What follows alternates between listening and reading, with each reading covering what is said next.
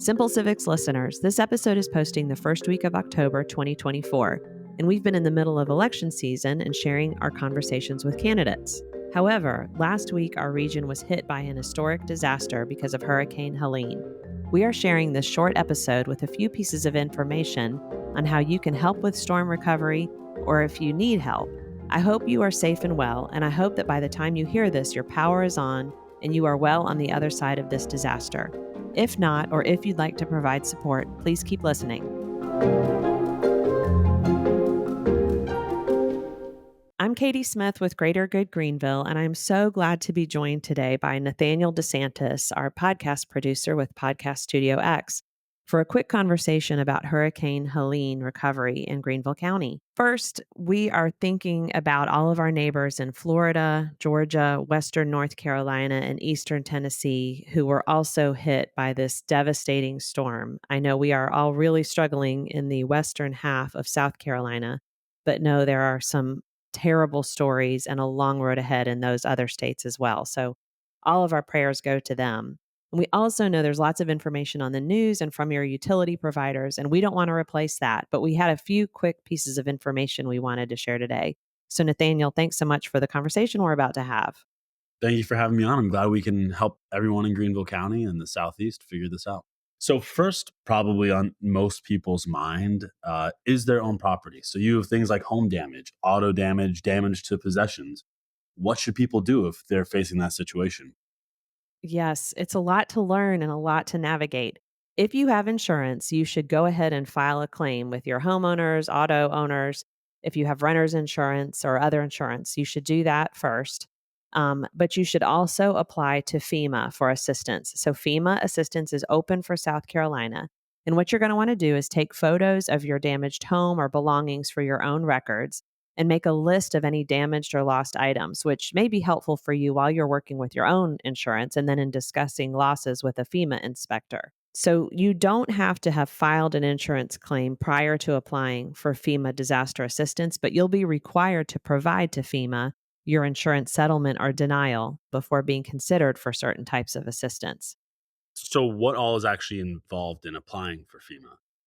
I have not gone through it myself, and I'm preparing to go through it myself. But what I understand the steps to be are that we need to have ready our social security number, our annual household income, all of our contact information, phone number, mailing address, email address, the home address for the damaged property. We'll need bank account information because if we're approved for disaster assistance, we might want to have those funds directly deposited to our accounts. And then all of our insurance information. If we are covered by insurance for our damage, FEMA does not cover it. But for the things that insurance does not cover, or if that insurance is delayed, we might be able to ask for additional assistance from FEMA. So they may then come to verify that damage with an on-site or virtual inspection. It's different from an insurance adjuster visit. And these are not the people who decide if we get FEMA support. They're just trained in identifying damage caused by disasters. And then sometime after, we'll get a decision of what FEMA will cover. And there's the opportunity to appeal that decision if we disagree. So that is what's ahead for all of us who can apply for FEMA. Now, it's worth applying, even if you think you don't need to, because it helps Congress know what funds are needed for disasters in our state and helps them understand the scope of our disaster here. And we'll put the links for the FEMA application on the episode page. You can also just go to FEMA.gov, that's FEMA.gov/assistance/individual to get that process started. And from personal experience, what I will tell the listeners, for example, we have a damaged roof at my home, and it's going to take insurance, I think, over a week to come out and actually inspect it and everything. So FEMA takes a long time, but so does the insurance process. So start right now if you can. Seriously, get on it. You will thank yourself later. But moving on, there are people who have some immediate needs and immediate attentions like food, prescription, debris cleanup. What about people in those situations? What can we do for them? If you have or neighbors of yours have needs like exactly like you just said, Nathaniel, food, prescription assistance, needing ice to keep insulin stable, things like that, 211 is your resource. And that's run by United Way of Greenville County. So to access that, just dial on your phone the number 211. But you can also access all of those resources online by visiting sc211.org. And if you want to use text on your mobile phone, Just text the word help to the number 211-211. It's very easy to access it. Any of those means that are helpful to you. They've added up extra staff, both here in South Carolina and outside of the state, that are here to direct you to resources. So that's an easy way to get connected with things that you might need. Now, if you're listening and you are a service provider, you're a nonprofit or a public agency, it can help if you update your profile so you can let United Way know how you can help. To do that, just visit www.sc.211.org and click useful links, and you can complete a form to add or to edit your agency information. If you are on a board or a volunteer with a nonprofit, you might want to nudge your executive director to let them know. We've been in close touch through Greater Good Greenville with all of our nonprofits in town and have relayed this to them as well. Great information. And there are some people who are a little bit more fortunate than others, maybe, and have the means or the availability or the time or the resources to help. So, what about those people? What do you have to tell them, or how can they get involved? How can they help? I think disasters like this show the loveliest parts of our community because people do want to help. They want to bring supplies, they want to get involved.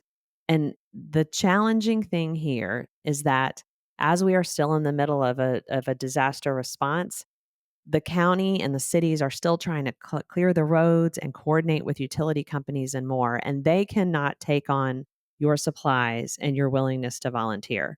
So, really, they have asked us to pass along the simplest of simple civics requests for you.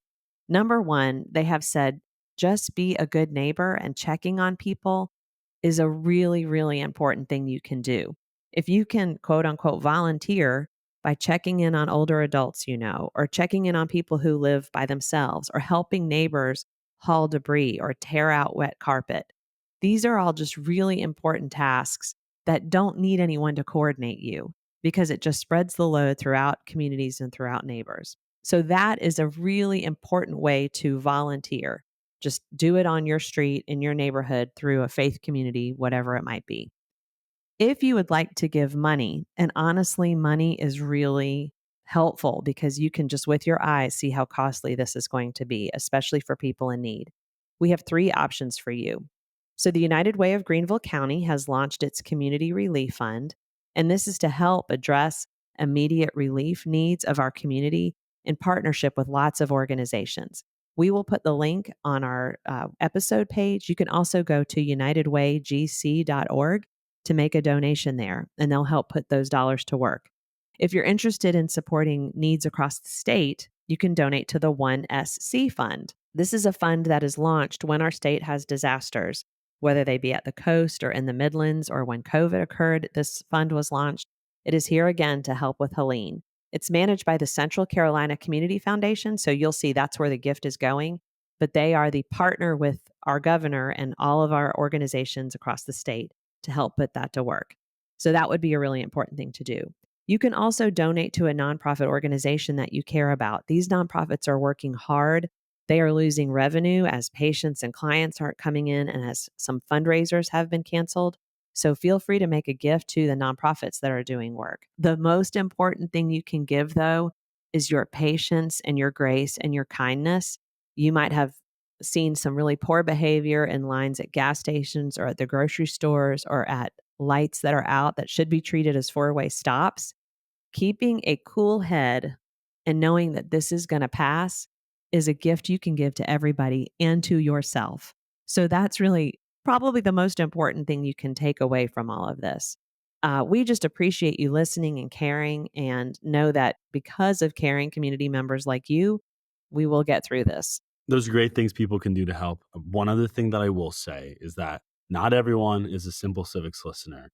And I don't want to get too preachy, but I do think you could also share this podcast episode to help people who might not know the resources available to them. So, just shoot a text over to someone that you think might need help, or someone who wants to help and can be connected to these resources. It's valuable for them to have it as well. So that's the last thing I'll say about it. And then it's great that we're seeing the community come together the way it is. A terrible thing that happened, but great that we're all coming together the way that we are and the way that we have for this, and that we have these resources available to everyone.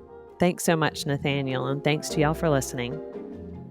Simple Civics Greenville County is a project of Greater Good Greenville. Greater Good Greenville was catalyzed by the merger of the Nonprofit Alliance and the Greenville Partnership for Philanthropy. You can learn more on our website at greatergoodgreenville.org.